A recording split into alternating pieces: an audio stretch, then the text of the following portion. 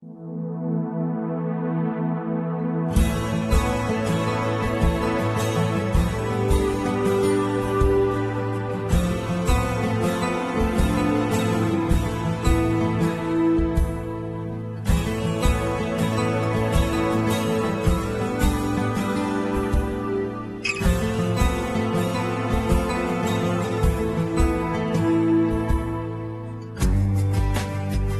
everyone and welcome to the September Filled with Less show. We're back. We are back. Yay. We took a little sabbatical over the summer, as you probably noticed, but we really needed it. We really needed to be able to step back and look at what we're doing and plan for the new year. Yeah, it was a really great time, and I'm so thankful that this is something you introduced me to because I think it was very productive. Yeah, I think it is. Taking time away to just step back from your regular life and get a new view on things and just breathe. And for me, I just feel like I've been striving and pushing myself. And I don't know, since 2015, I want to say, when I first started Holistic Christian Life and everything, and I just basically wanted to be unproductive for a couple months. Yeah, absolutely. And, kind of to take stock, because when you're just going on autopilot, you don't always make decisions based on, the things we talk about, which is your highest priorities and all of that. Exactly.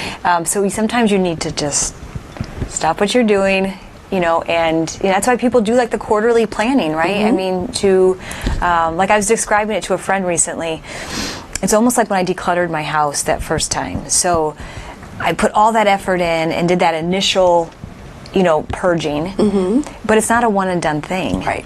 And so I'm always having to go, make time to go back through my closets, back through my drawers, and get rid of those non-essentials. And the same thing happens right with our time and energy. Exactly. If anyone is feeling like you're overwhelmed and burnt out and you just, like, waking up every day feels like you're on the hamster wheel, we really encourage you to step back. If you can't do 2 months like we just did, maybe it's just a weekend. Maybe it's a day during the week where you just go off and spend time by yourself. It can be so refreshing. Yeah, and it's taking, like, to me, it's making room for that kind of self-evaluation. Like, I know for myself, for me, I like to come up with, what is my mission statement for this season? Right. It's really important that I know that. That's important. Yeah. Because, each season it might evolve. And so I needed to know, based on what I'm working on right now, what my family, where we are, where my kids are at right now, where my community is at right now, what is needed from me. Yeah. And I know for myself, I came to the conclusion, okay, right now I need to be really an anchor of calm and hope for my community and for my family. And if that is my mission statement for this season, then every day that needs to be at the top of my planner. And I'm saying, what do I need to add and what do I need to subtract from this day's schedule in order to live out this mission statement. Right. And that's what that time gives me, is the ability to say, okay, what I need is more stillness. I need that more prayer. I need to incorporate more face-to-face interactions. That was one thing that I needed to prioritize. Yeah. And if I'm going to make room for that, then what do I need to get rid of in my schedule that might be good, but is not feeding that mission statement right now? Exactly, and prune away what isn't working. Right. We also took the same look at our ministry and at our membership, and we, as we mentioned, I think in June, we're talking about doing some pruning so that other areas of the membership and the ministry and the community could flower. And we did make some decisions there, didn't we? Yeah, and that's one thing too, is we've been involved in this for 3 years now, and sometimes to step back and to kind of see, okay, what in this season is needed. Yes. Because that does evolve. Yeah, it was what it was during COVID especially, and it was where it needed to be. Right. But now, yes, it looks different. Yeah, it does. And we took the feedback. I think we just listened to a lot of the things that our members were saying. And one thing we noticed, and they didn't say this they never complained or anything about it, but one thing we noticed is people would say, because we have these deep dives, right? So what we have in our membership is the ability, you go into a portal, we have these deep dive teachings, and you can do exercises with that, and then we talk about it during the month. But what we found is that if people didn't have time to go into the portal and do the deep dive, then they felt guilty. Guilty, right. And, we noticed on our live calls, they'd be like, oh, I'm so sorry, I didn't see the deep dive or whatever. And we realized, oh, wait a minute, now, what during COVID was really nourishing because people needed that extra. Now I feel like it was becoming like one more obligation. Right. And so how can we, for this community, get rid of the guilt, get rid of the obligation, and just feed, nourish, encourage, and support? So you just have content that is inspiring and encouraging straight to your email inbox. There's nothing you need to do. There's no worksheets. There's no like clicking into a separate section. We just want to be able to support and encourage in just little bits at a time, right? Exactly. So if you're not in our membership, we hope you take a look again, because we're going to be doing some fun things. In fact, today you're going to hear me kick off a challenge that if you want to do it, you can. If you don't, you don't. No pressure again. It's not like a deep dive or anything, but it's going to be a vegetable challenge, and we'll talk about that later. But I think more of the fun stuff and no expectations is going to be important. Right. So one of the things that I really learned during my sabbatical is I sort of had a theme of music. Oh, interesting. Like, it's funny, my husband gets a new company car every couple of years, and this new company car, the minute you turn it on, the radio comes on, even if you had it turned off before, and it comes on to a Christian station. And I'm listening to it, and that's how I got introduced to what I call my sabbatical theme song. Oh, funny. What is it? Tell me what it is. It's called Joyful, and it's by Dante Bowe. Are you familiar with Dante Bowe? I wasn't either. But it goes like this, and I'm not a good singer, of course, as you know. But this is the day that the Lord hath made, and I ain't going to let it slip away. I'm going to be joyful. That sounds happy. And I have a cold, so that on top of it, I'm not singing well. But it is a happy song, and I recommend everyone take a look at it. But I downloaded it, and I was trying to listen to it every single day, and especially on my way to the lake to go hiking, and it's stuck in my head that this is the day that the Lord has made. I'm not going to let it slip away. I'm going to be joyful. It hit me in my heart where I needed to be hit. It is amazing that music can do that. Yeah. That there are songs that can, I have a couple too that like, these are my, that energizing and that hopeful, and I mean the power of music to change your mindset is It's kind powerful. of amazing. And so I went online and I started looking at studies for music, because one thing led to another. And then I'm sitting on the beach, and I had this Spotify playlist that Gail Hyatt, Deacon Michael Hyatt's wife, had put together. And I started playing that. So I'm on the beach listening to French music. Oh, lovely. It was so lovely. Yeah. So I started looking at the interesting things. Like, we know that music can lower or alleviate depression and lower anxiety and change you emotionally. It also has physiological benefits. It helps you with your heart health. When you're listening to music, your blood is flowing more easily. Oh, interesting. Yeah. It stimulates memories. It manages pain. They did a great study on pain management at, I can't remember which hospital it was now, but everybody ended up reporting lower pain when they started playing music in the hospital rooms. Yeah. You eat less. Oh, that was interesting. I don't know why. Yeah. And, of course, workout endurance, which I always know when I'm listening to something peppy, I'm going to work out better. Oh, yeah. And, of course, I think you mentioned on there, but the connection of music and memory is so fascinating to me. Like how a song can instantly transport you back to a time or feeling. Oh, yes, exactly. Yeah. Exactly. So it was like my summer sabbatical of music and physical therapy. Yeah, well, I cleared my calendar of all my appointments other than my clients but I just cleared it as much as I possibly could, and then I found out I had to go to physical therapy 3 times a week for my neck and my back and my head. But I'm not complaining. So how about your summer? Like, did you figure anything out personally? Yeah, mostly that. I mean, I think having, like I said, having that mission statement was really helpful. And I think even, looked at, for my gifts, what are my gifts? I think sometimes it's really, I was talking to my daughter about this. I love the analogy of be the bee. Yes. I love it. The fly and the bee. The bee fixates on what is beautiful. Even in a garbage dump, it's going to fixate in the one flower. And it's so easy for me to think about being the bee in my circumstances, but I'm not always the bee for myself. Like, it's easy for me to fixate on what I'm lacking, like what I need to always work on, what I work on, and I don't. But sometimes I just need to focus on, well, wait, what am I good at? Yeah. What are my strengths? And when I know what my strengths are, and I don't focus so much on what I'm lacking and just focus on building up my strengths, sometimes I find that I get unstuck. Yes. And I start to find things that energize me and to be able to use those talents more creatively. So I really tried to do that. Think about, like, okay, what is it that people say? And this is one thing I think I've learned from you is, what is something that someone says to you all the time? Like, oh, you're so good at... Oh, yeah. Maybe it's listening, maybe it's communicating, maybe it's organizing. And that's a good place to start when you're kind of self-evaluating and say, what gifts do I have? How could I use them? Mm-hmm. What else could I be doing with these? That reminds me, that's something else I want to do in the membership this year that I haven't talked to you about.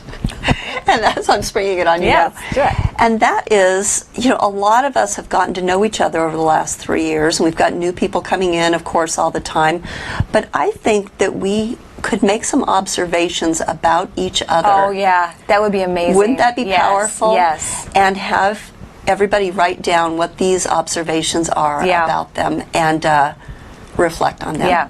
I think be super. Because sometimes we can't see our own strengths like someone else can. So that would be a really good idea. Exactly. Well, we have a wonderful show planned for you today. So why don't we go over the outline and tell you what's coming up.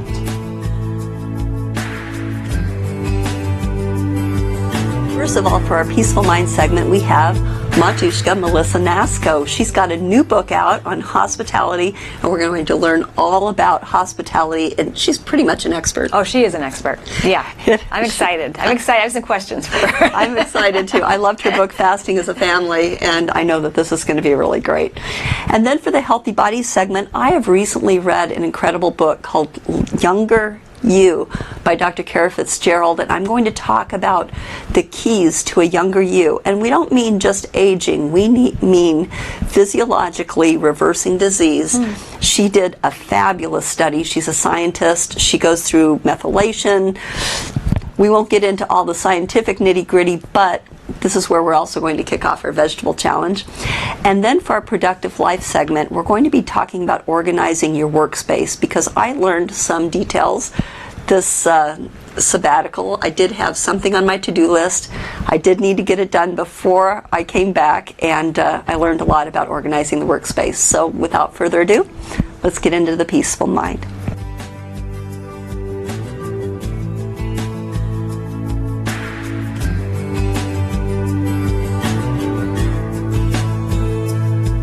Melissa Naasko is a mother of 11, a caterer, and a priest's wife living in the rugged wilderness of the Upper Peninsula of Michigan, where her husband serves attached to a monastery. Melissa's gift of setting people at ease with her warm competence and kindness shines in a new collection of recipes and kitchen skills that support loved ones as they recuperate. Her new book is called Hospitality for Healing. Hello, Melissa. Welcome to the Filled with Less show. Oh, I'm so happy to be here. We're so happy to have you. We've been talking about having you on for quite a while, and it's taken a year or so, but we finally have you here. And I love that it coincides with another book that you've written. But before we start talking about that, I think most people know of you from Fasting as a Family. And for people who don't know about your love for food and your life and everything, why don't you just tell us what you're up to lately with your 11 children? Yes, actually, this is apple season, so our apples are ripening. We have 65 acres of apples, and we sell some for cider, and we process a lot for personal use. So I live on a little homestead with my husband and our kids. My husband is an Orthodox priest in a town just a little bit north of us. But so we don't live on the property. Sometimes people ask, like, this is a really small place. I don't see your cows. It's like, well, we don't actually live there. So, everything is always changing for us. The seasons present different kinds of work.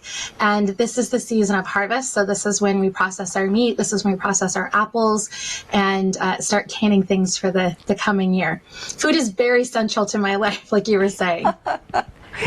That's a lot of work, and I'm sure that's where having so many children really come in handy, because I'm sure it's like a whole big family project, right? It really is, but I mean, it's also just a more fun experience. It's always good to have a different skill set, to have a broader skill set, to know how to do these things. But it's always really enjoyable to do it with my kids, and we listen to books, or we listen to a podcast, or we just talk. And it's always a really exciting time, because when you're elbow deep in work, that's when real conversation happens. Oh, yeah. So I find out a lot more about what my kids are thinking and how they're feeling when we have these unguarded moments, as like right now, I've got kids downstairs shelling pinto beans to dry. Oh, wow. That's amazing. I am so in awe of you, Melissa. I think your gifts, I think, your authenticity, and just where you live and what you're doing, it's so foreign to my own experience, and I'm so intrigued by it, and also find it to be so like beautiful, like hopeful and nourishing, and even your explanation in your new book, the Hospitality for Healing, you talk about the role of hospitality in your family's life and in your life and in your community. And even that was so inspiring to me, because I am someone who's easily intimidated by hospitality. And I will overthink it. I get really perfectionistic. Mm-hmm. And so for me, hospitality means a lot of prep time. It's a big event. It costs them a lot of money, and so I just put it off. And what I noticed from reading about your life, and it's more like a hospitality is like a rhythm in your daily schedule, and you have a mindset of hospitality that I think that I was really interested in hearing more about, and just wondering, like, if you could give advice to someone like me who would like to build a habit of hospitality but doesn't necessarily think in those terms, like, how do you start off small, or like, how do you begin that? I think that's a really great question. I think a lot of people, especially Americans, have this pressure to perform. When you talk to people in foreign countries, I'm married to a Finn, and so when I talk to my in-laws in Finland, there's this American expectation that we have warm slippers by the bed, and we have these perfectly rolled up towels and all these kinds of things. And we set up a standard for ourselves that's almost impossible. And they think it's kind of fun and quirky, but they don't really demand that kind of hospitality. I'm really fortunate that my husband's family has this very European sense of, just having casual meals with other people. In Finnish, they call it the coffee table. And it's the idea that you set a couple of things out and you just have whatever you've got. It could be store-bought cookies even, but you just have a cup of coffee. It's not a big deal. And there was, for a while in America, I think, this push towards a messy hospitality, a cozy hospitality where you don't have to have everything perfect. And I liked that we saw that for a while, that people were really kind of looking for those personal interactions. And I think it disappeared over COVID, because we retreated, which is, it is what it is. But now it's time to start coming out and doing things like that, and allowing people into your lives just in really small ways, having a cup of coffee, having a cup of tea, just with the mess in place, I think is really helpful. And I think what a lot of people don't realize, it's liberating for the person you have over. So if you're really stressed out about it, and having someone come into your house and serving them a cup of coffee, and you're thinking, oh my gosh, the dishes aren't done, and all I have is the store-bought cookies or whatever, what you're forgetting is that to them, it's like, oh, I don't have to be that perfect standard either. I can do the same kind of thing. So if someone shows up at my door I will make a pot of coffee. I'll make a pot of tea, and it doesn't have to be perfect. My house is not perfect. So you talk about all the things that we're doing. Right now we're shelling beans. I'm processing ducks. We're harvesting apples. So there are loads of things that are getting ignored. So you have to kind of pick your battles. And right now during harvest season, my laundry is so behind. My husband calls it Mount Doom. But that's okay, because everything is in its season. And then when all the stuff is done, we'll get caught up on everything, and it's okay. But still, if people come over, I'm still happy to take a break and have a cup of coffee or have a cup of tea, because it's a good centering thing for me. And it reminds me that my work isn't everything that I'm meant to be doing. Right. Which is that mindset then, right? Because I think even how you're describing that, like, I could feel myself when you're talking about all the canning that needs to be done and the processing, and someone maybe impromptu stopping by. I could almost feel my insides going like, isn't it, like, I got so much to do. And I think that's common. Right. So the ability to like welcome, even to understand that is a centering experience, to have someone come in and you even pause your work for that. Like I even feel like that's a really inspiring kind of mindset to try to adopt, is to make room for it in that way without panicking about an interruption to your schedule, to see that as a priority. Well, and I think it's also important because sometimes there are those opportunities to kind of back off from ourselves. And I think especially as women, we have a harder time doing that. It's really difficult for us to set aside our lists because we're so goal oriented. I have to get this done and this done and this done. Everything becomes a laundry list. And when you do that, you're more inclined to burn out because there's never any time to just sit. And I think that the way I look at interruptions like that, say, we have a rural mail carrier. His name is Charlie, and I'm working on a sweater for his baby. So if he stops by and has like an extra 5 minutes, I look at that as like, okay, this is an opportunity for me to not be focused on my list. I get to talk about something I like babies, for 5 minutes, and this is a good thing. And if I didn't have interactions like that, I probably wouldn't do as much self-care of just pausing and thinking about things because, like most women, I'm very goal-oriented. So it's good for me too.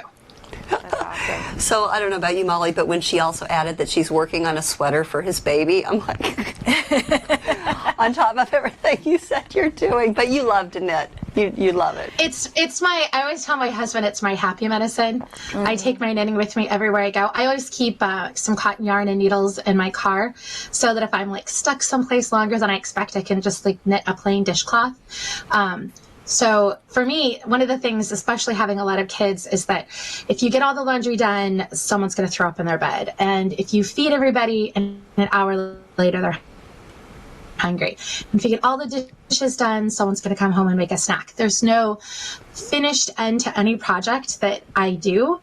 But when I knit, I can knit something and it's still there in a week or a day or, a year.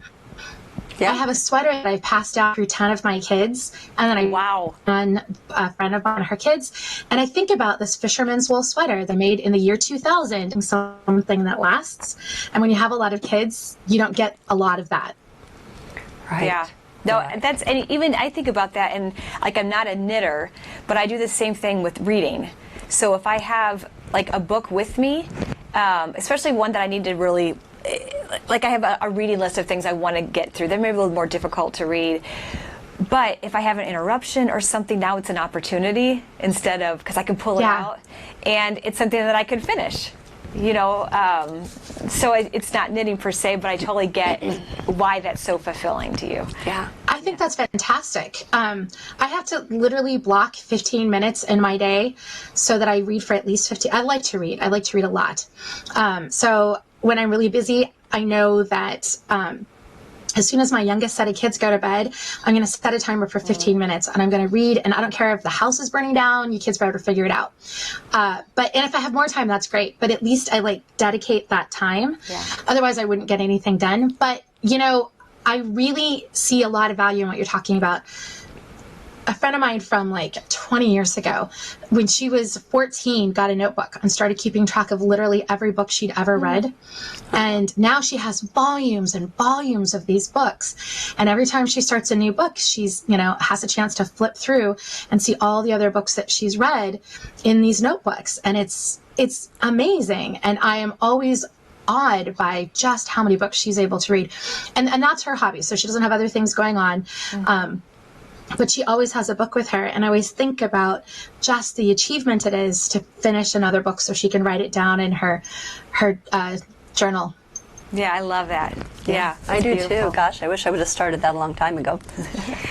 So the thing about face-to-face hospitality is it feels like a lost art in a lot of ways. And I remember back when I was in my 30s, I wasn't used to, I didn't grow up with my family being hospitable or having people over to our homes or anything. And I got really into Martha Stewart living.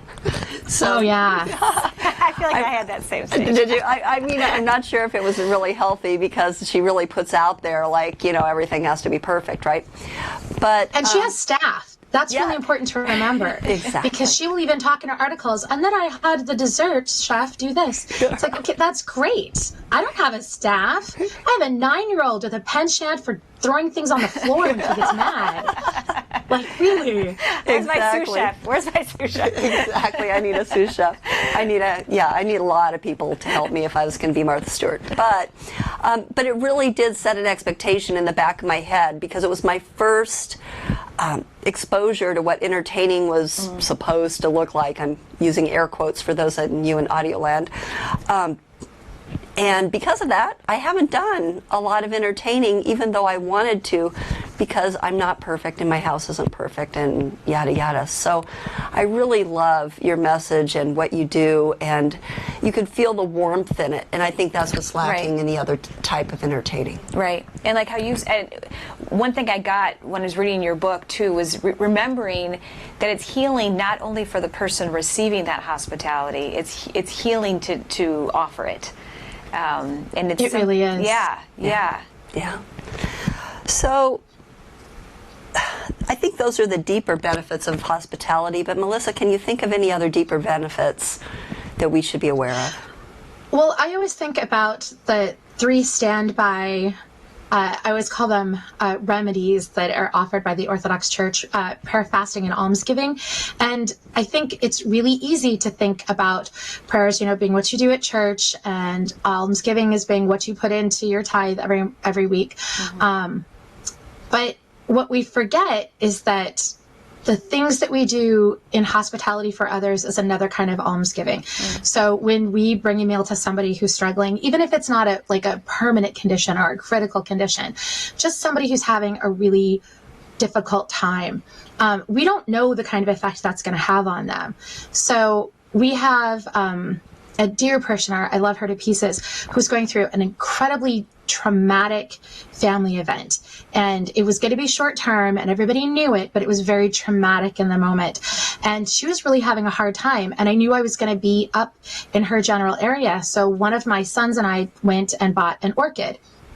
And that's because he loves orchids. He was allowed to pick out the plant. I don't like to give people cut flowers very often. I think it should be something that lasts, but that's just a personal preference. So we brought her this orchid, and it was wonderful to get to talk to her for a few minutes, but I didn't realize the kind of effect that it had on her until later, because she was talking to somebody else about what it meant to have someone show up, know that, she was really busy and not stay terribly long, but just to give her a hug and a kiss and a flower and tell her, we're thinking about you. And we have so many opportunities to have really lasting effects in people's lives with really short actions. It took me maybe an extra 20 minutes in my day. It didn't add anything. It wasn't difficult. It wasn't super expensive, but it's something that stayed with her. And I was really grateful to have been a part of that, because she felt this tremendous sense of relief and this sense that she was loved every time she went into her living room and saw this flower. And I think that that's an incredible opportunity for us, because it's so easy to think about ourselves all the time, what I'm doing, what I need, what I care about. And when we get to step outside of ourselves, it's an incredible opportunity. And the reward is just knowing what it means to someone else.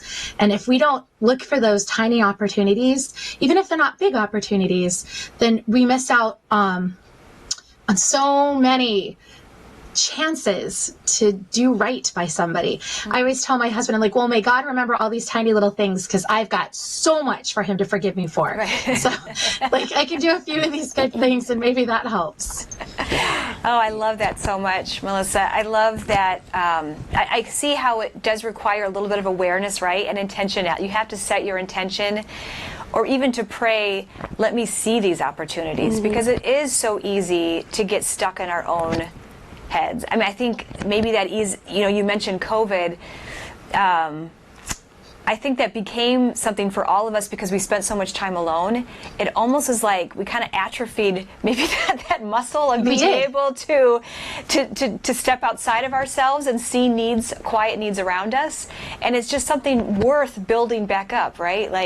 And it takes a little bit of intentionality to do that. But this was a really good motivator, I think, because it is so good for your it's so good for your mental health, for your spiritual health, and your physical health. Really, it is to do this. It is.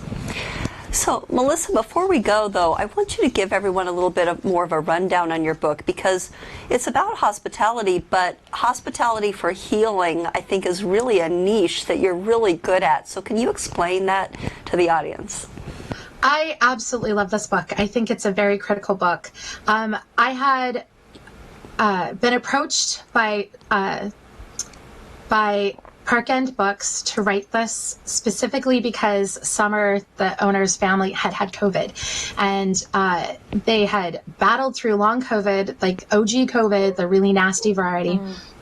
And coming out the other side, she realized that she was not as well equipped to care for their physical needs as she had thought. And that really struck me because I had been critically ill once. And my family, they're medical people. My dad was a director of nursing, and my mom's brother is a pediatric orthopedic surgeon. My mom was a nurse assistant. And so we had a lot of people in our family, like aunts and uncles who were labor and delivery nurses and things like this. And nobody really knew how to meet our physiological needs very well. So one of the things that I thought about was that we really don't have that skill set anymore. It used to be that you had lots of home sick room books telling you how to make broth for people, telling you how to add gelatin to things to improve its nutritional content, different soft foods that you could make. We don't have that skill set anymore. People don't like to cook generally anymore.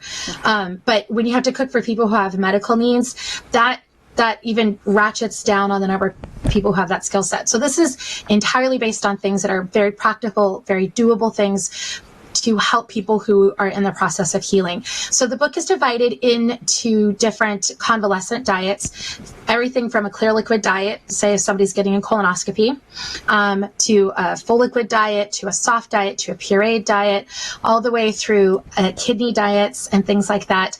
I even talk about how to thicken foods so that people with swallowing challenges can eat them. And it sounds really medical and sort of sterile, but it's not. It's really not intended to be a sterile kind of book. And they're all real food, but things that can be done easily. If they can't be done by someone who's got a lot of challenges, then I didn't put it in the book. So I would keep trying recipes until I had simplified them as much as I possibly could. So it's really a very doable book. I think it's the kind of book everybody needs to have in their kitchen for when they have to take care of someone who's sick, when they have neighbors who are sick.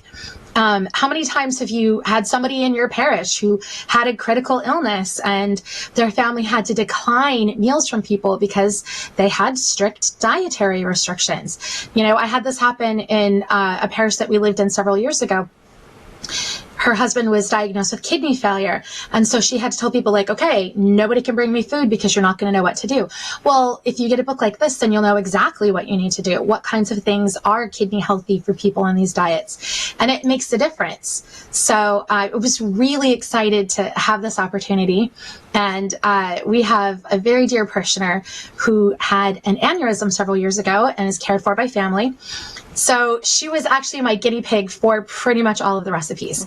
So if lovely Natasha didn't like it, then it didn't end up in the book. So I have a debt of gratitude to Natasha because she tried everything. Even when I would show up at her house to be like, I have something to eat. And she was always willing to eat it, even if she was maybe a little annoyed with me. Oh, well, I mean, I'm so thankful for Summer for asking you and for you for sharing your gifts in this way, because it's a book I've not seen before. I've not seen anything like it. And it's not only inspiring, but like super practical as well. I wanted to be very practical, not like a kind of touchy-feely book, which I have a very emotive side to me, but I wanted it to be actually practical, where you could put it in your hands and you could actually do something with it. Yes. Yeah, I think it's practical, and it's also very warm and not sterile, as you were referring to earlier. It's a perfect book, and I hope people get it. Well, thank you so much. I was so grateful to actually, and this is something I could mention, because we have decided that we're going to talk about it. So I worked on this book for a long time, and it was actually released 1 month after my mother-in-law moved with us. She was diagnosed with the middle stages of dementia. And so all these things that I had been thinking about in sort of a experimental kind of way actually have been really important in our lives, because when she got to us, she hadn't been eating well, and she was actually diagnosed with muscle wasting.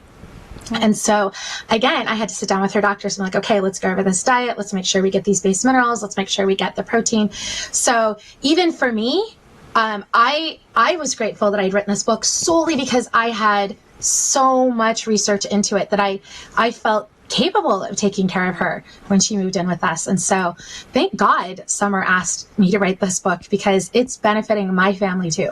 It's amazing. That's terrific. That's terrific. Well, Melissa, thank you for sharing this book with us and for all of your insight and your warmth and your hospitality. And I know that all of our audience are going to come away feeling like they want to entertain, and that's what we wanted to do. Oh, I hope so. Thank you for being on. We hope to see you soon. Thank you. I hope to see you all again, maybe in person sometime. I hope so. That'd be great too. That would be wonderful. I hope so. Bye-bye. I feel like I could talk to Melissa all day. She's so interesting. She is. She's so engaging and so interesting. I really want to go up and visit her. I actually got a chance to go up there. Did you? So Troy and I, for our 20th anniversary, we were up in the Upper Peninsula, and I'm like, let's find Melissa Naasko. Let's find their parish. And so we showed up for a liturgy, and there's many of her kids there, not all of them. They were so precious. And then we went to coffee hour afterwards, and sure enough, I mean, she had a spread. I think she brought some like homemade cheese from like her cows. Oh, wow. And it was such a warm community, and it was delightful. Oh, so that would be great. Yeah. I would love to do that. Yeah. I mean, she had so many things, takeaways, that I know I'll be thinking about all day probably. Was there anything that really stuck out to you, Cynthia, that you were needing to hear? Or I think it reinforced the fact that I need to get over those Martha Stewart living days where I thought everything needed to be perfect. And when I know someone's coming over to my house, I start feeling my, not anxiety, but my, I get a little tense. Yeah. I do too. Need to make sure everything's clean and nothing's. I don't know. Yeah. I need to get over that, and she really reinforces how that just isn't even needed. I needed to hear that too. Yeah, because you talked about you needing to have like water bottles and guest tiles. I was like, yes. That's totally how I am. So it was. I think we probably had the same takeaway to be like, you know what, it's okay, and it actually puts the other person at ease. To feel like, oh, they're just human too, Exactly. Like, well, I'm not having Cynthia over at my house. Right. Because it's not going to be like perfect. Right. And so right. yeah, let's all be real. Yeah. Yeah. Let's all be real. Okay, why don't we get on to our Healthy Body segment where we're going to learn how to reverse age and disease.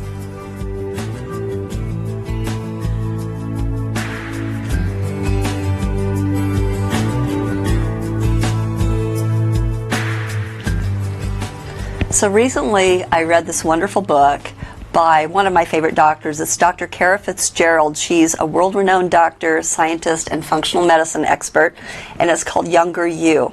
And it's based on some studies that they did, and they were able to turn back the clock biologically on a group of men by almost 3.5 years in only an 8-week program. Oh my goodness. And we're not talking, age. I mean, age is wonderful, actually. Age gives us wisdom. I'm not talking about turning back our age in that way, but our biological age can actually start turning around disease.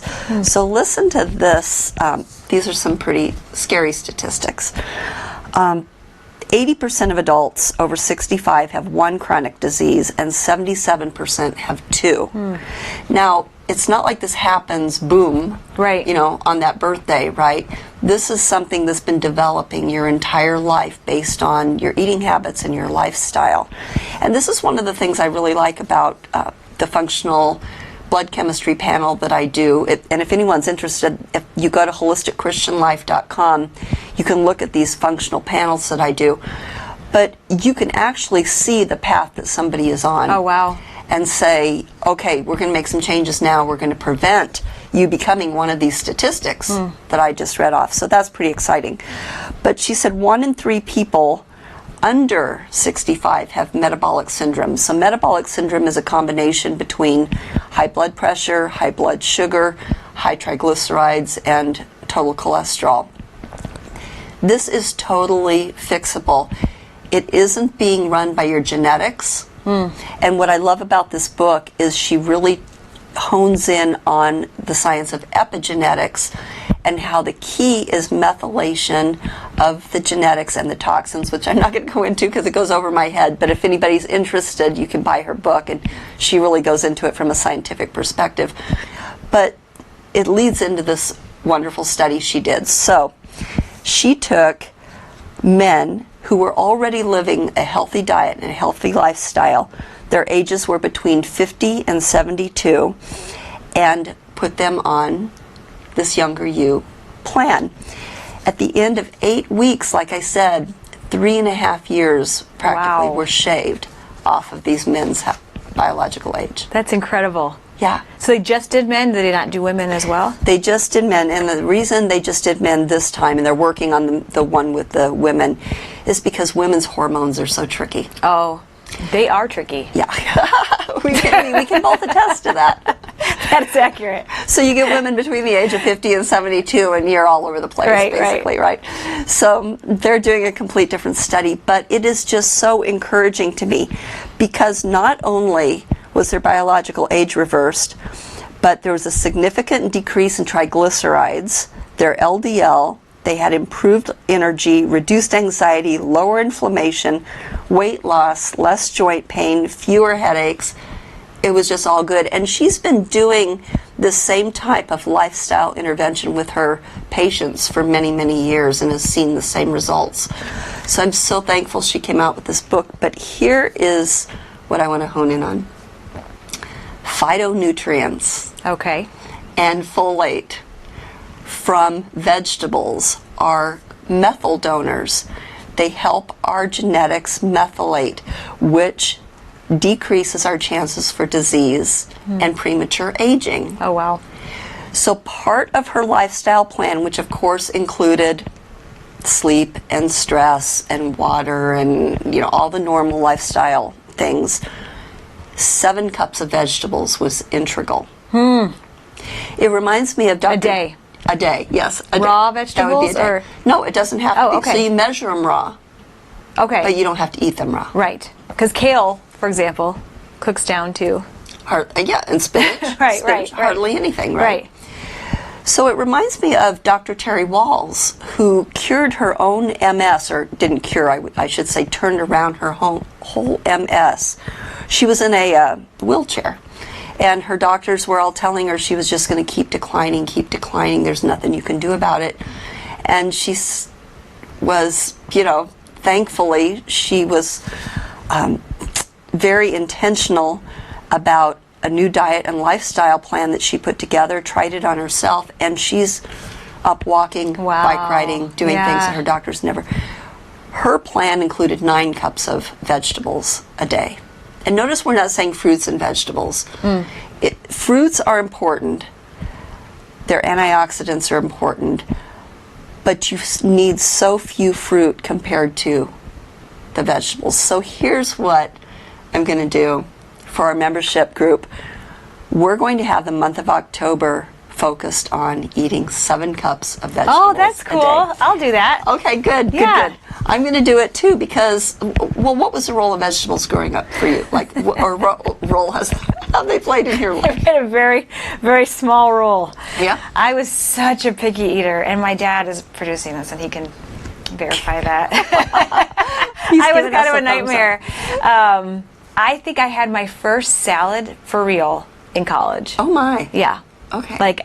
And now I had, particularly my youngest daughter, is exactly like me, very picky eater, and so vegetables now I love them. I do. I love leafy greens and pepper, all the things. I think they're beautiful. I love them. Now I know how to roast them and saute them, but not as a kid. They did not play a very big role. Yeah, not for me either. And I don't know when I had my first salad, but it was probably typical as you. Like later, as I was an adult, my mom did try to serve vegetables, but they were open from a can. Canned green beans just don't taste that great. Right. Oh no. Really.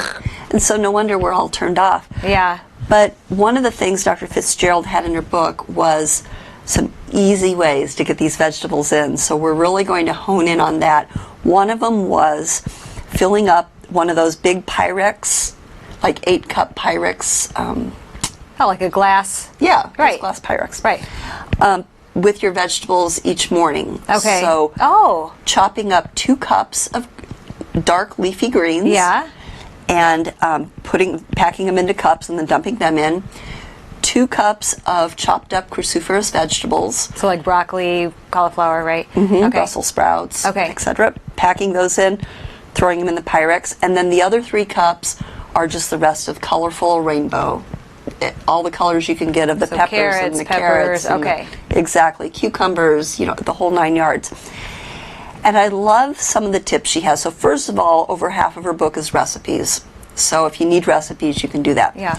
If you're not someone who likes recipes, she has you also adding your nuts, your seeds, and your protein into that Pyrex and eating it like a salad, basically all day long. Oh, so raw.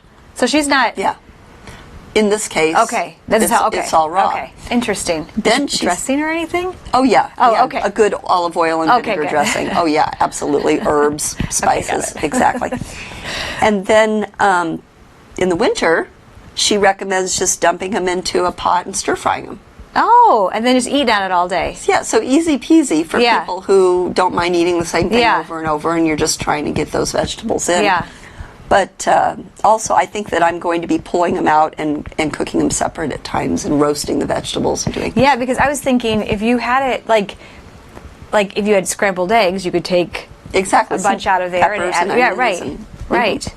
That's a really good idea, and I love a challenge. Good. I love to see, I love the idea of having it full at the beginning of the day and then working to... Yes, and that sense of accomplishment. Yeah. Exactly. Okay, I'll try it. That sounds good. I don't think it's going to be as difficult as a lot of people think it is. I've always thought it would be very difficult, but this just seems so easy. And then with the other components of Dr. Fitzgerald's program, if any of our community members want to add those in, I will coach them individually and help them bring in a couple more things. Oh, that's awesome. That's fabulous. So hopefully you will join us. Just go to filledwithless.com and you will be able to join the membership and get in on this challenge and all the other special things we're going to be doing this year. So with that, we are going to go into our Productive Life segment. We're going to start doing some organizing. Sounds good.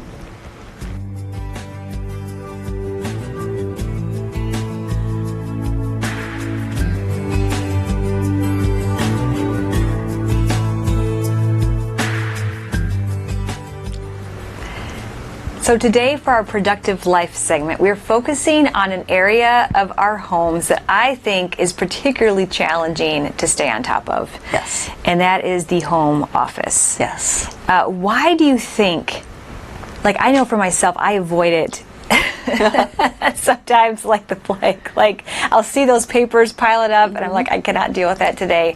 Why do you think that is? Like what is it about the home office that seems to be especially intimidating?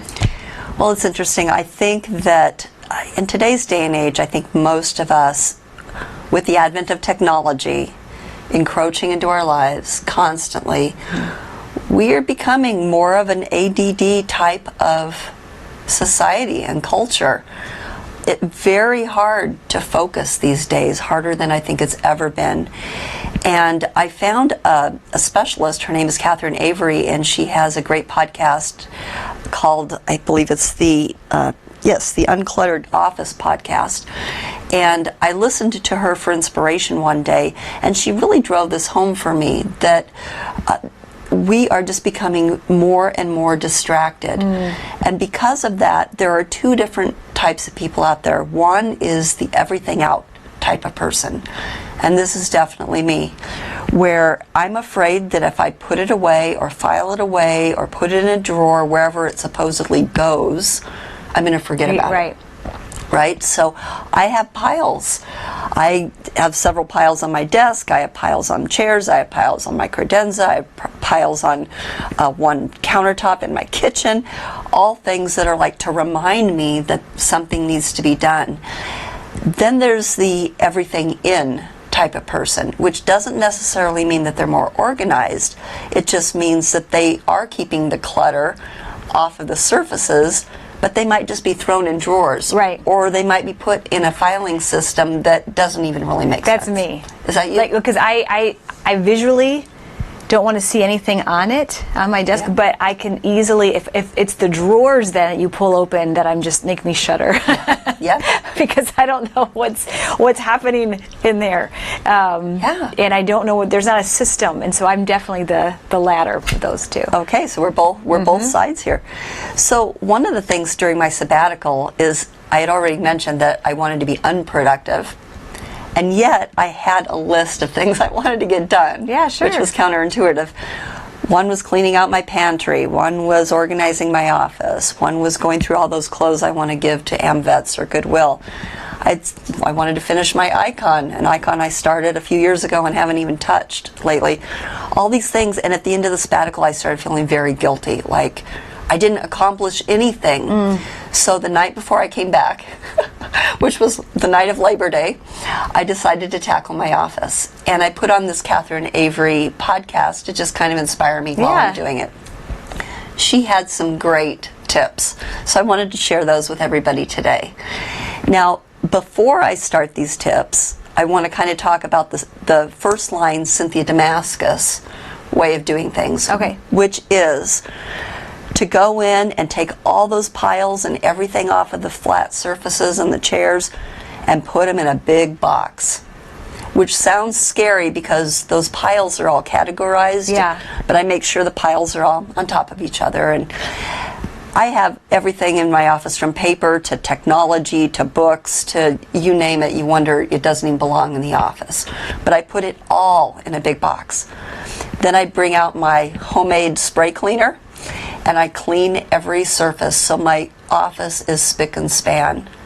And then I tackle the big box. Because to her point, and to all of the points of the specialists out there, when you're surrounded by clutter, you can't think straight. So how do you know what to do with each item you're going to pick up? Oh, I love it. I love that so much because it's like tricking your brain a little bit, because I think the decision fatigue of seeing that stuff makes you avoid it. Yeah. And so having that little victory before you have to make any decisions, because you've just taken that stuff off, you've done nothing with it, and just by cleaning that surface, you've accomplished something. Exactly. And sometimes you just need that little victory to give you the momentum to do the next thing. Yeah. And let's say the whole project is going to take like 3 hours. Yeah. But you've only got 15 minutes. Yeah. Well, that's okay. In 15 minutes, you're dealing with a beautifully clean office that you can work in, and then you go back to your box. So her method is called the file, act, toss method. Okay, file, act, toss. So the first thing she does is she goes in and picks up whatever that is and decides, is this something that I just need to file? If so, she puts it in the file. Is this something that I can act on that takes less than 2 minutes? Maybe you have this piece of paper there that's reminding you that you have to call the orthodontist to make an appointment. Or maybe if it's in my office, it's an object that I just have to go put away to its right place, or a book that I put in the bookcase. So that's the 2-minute rule on act. And then toss, of course, self-explanatory. It's garbage. What I like to do, and this is something that I just do, I have a pad of paper out that I take notes on while I'm going through this, because I tend to put a lot of things on my desk as reminders of what I need to do or projects I want to start, and I pick up that piece of paper and I write it down on my list, and then I can throw that paper away most often. Right, because you have it on your master. Exactly. I have it on the master list, or I put it on a file with, say, that project heading. Okay? So that way, I mean, I'd rather have 100 things listed on one piece of paper than 100 pieces of paper on your desk. Me to do something on my desk. Yes. Exactly. So I thought her file, act, toss method was really good. I love hacks like that. I really do. It's just something to break it down into manageable sections. Yes. So, it kind of reminds me of a little bit of the brain dump, with you're getting all the things out of your head and making order to them, and now you're taking everything off of your desk all at once and creating these categories and, making order out of something that feels very chaotic in a way that's not, like you said, you assume I need 3 hours, but there's a lot you can do in a few minutes. Exactly, and she even really expounds on using a 10-minute timer. Oh, I love herself. Timers, yeah. Yep. Yeah. And I know you're a big fan of timers when you're cleaning your house and doing a sweep. Absolutely. So that's very helpful. And what I liked about Catherine Avery, and for those of you in the audience who might want to look up her work, she is an ADHD coach, and she has also been through chemotherapy. So personally, she's had issues through ADHD and chemo brain. Keeping track of stuff, and now she coaches people on that. So I'll definitely check that out. She's very, very helpful. Yeah, that's great. I thought it was a gold mine when I found it. Yeah. Okay, well, this is the end of our show, but why don't we talk about ways that we can keep in touch and our calendar of events, and we'll start with the book club. So this month in our Filled with Less book club, we are reading The Buy Nothing, Get Everything Plan. Discover the joy of spending less, sharing more, and living generously. So we will be talking about this book together on Zoom on September 29th at 6 p.m. Central. I think it's going to be a very thought-provoking read and make for a great discussion. Me too. In fact, it was recommended to us by Melissa, one of the people in our book club and in our membership. So I think this is going to be really good. Thank you, everyone, for joining us once again for the Filled with Less show. We will be back again in October. We hope to see you in between. Yes. And you can always visit us online at filledwithless.com. You can find us on Facebook and Instagram for encouragement and tips all throughout the week as well. Yes, we hope to see you.